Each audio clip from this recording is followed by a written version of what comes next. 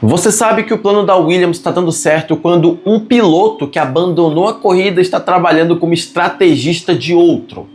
O resultado da Williams no GP da Austrália não foi um acidente.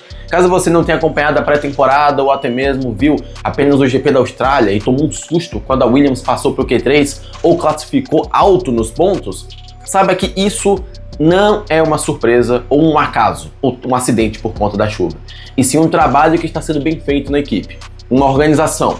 E apesar de ser apenas a primeira corrida, é um sintoma muito claro de que esse time está diferente do que foi nos últimos anos. No vídeo de hoje eu vou comentar com você o que aconteceu com a Williams na Austrália desde a pré-temporada e, claro, mostrar para vocês uma curiosidade que eu achei sensacional. O Sainz, depois de abandonar, ainda cedo na corrida, foi ajudar o Albon, o seu primeiro rival, como dizem na Fórmula 1, na hora do pit stop, e deu certo, porque a estratégia funcionou.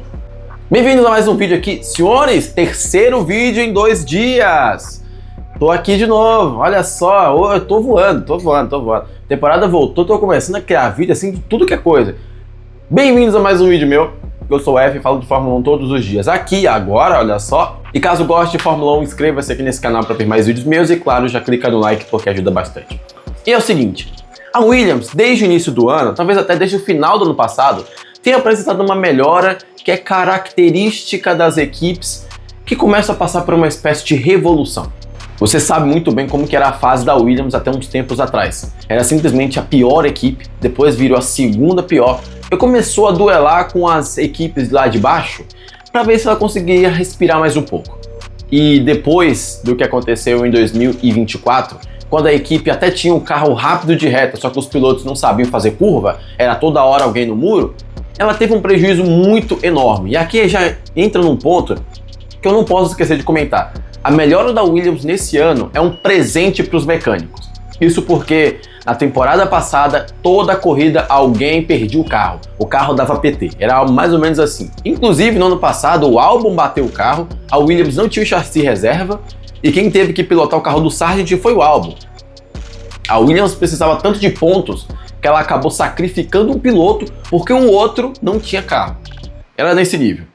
E conforme o ano foi passando, a Williams foi fazendo alguns acordos, foi fazendo umas melhoras do carro, trouxe colapinto, começou a pontuar algumas vezes, trouxe mais funcionários de outras equipes, contratações aqui e ali, e o principal para esse ano, Carlos Sainz, que saiu da Ferrari para ajudar a Williams nesse processo de reconstrução.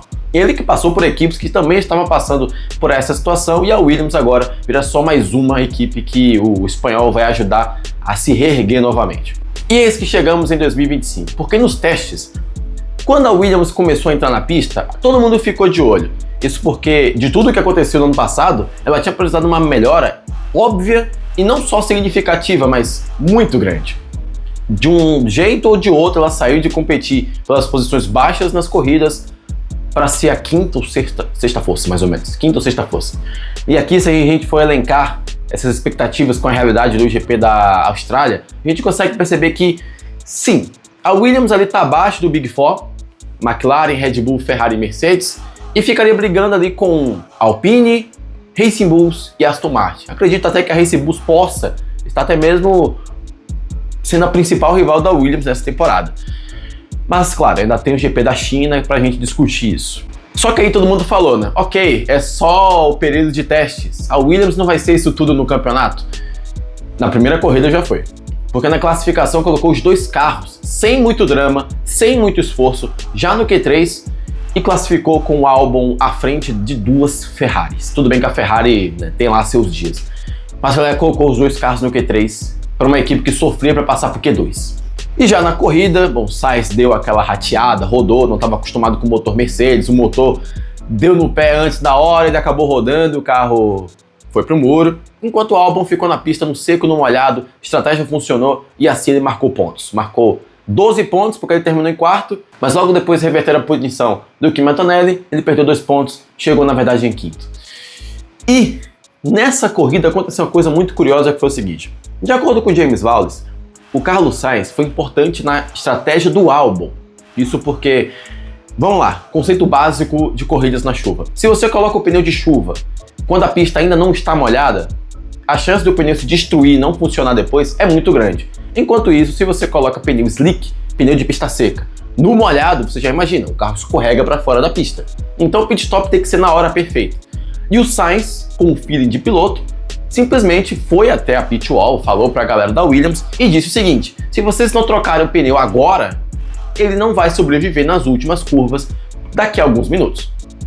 Isso nas palavras do próprio James Vowles, que ele contou à Fórmula 1 e para o mundo inteiro. E essa parte eu já explico o porquê eu imagino que ele fez isso. A Williams parou na hora certa, enquanto Ferrari e Racing Bulls ficaram mais tempo com o pneu slick. Resultado, quando elas pararam, o Albon passou que nem um foguete e já não era mais possível ser alcançado. Tinha ganhado as posições e depois do safety car, por mérito próprio do piloto, que fez uma corridaça, sempre bom deixar isso claro, o Sainz ajudou, mas o Albon tem mérito sim, e muito mérito pelo que ele fez no GP da Austrália, chegou em quinto, depois da punição da Antonelli. E isso mostra apenas duas coisas aqui. Primeiro, a Williams, como se a Williams tivesse um propósito lá dentro, né? Pelo menos nessa primeira corrida. Não sei se o início de tudo é lindo, maravilhoso, que nem um casamento, mas parece que o propósito é muito maior do que qualquer outra coisa. Ver a Williams pontuando alto é mais interessante do que, sei lá, um piloto querendo sair melhor que o outro para não perder a vaga de primeiro piloto.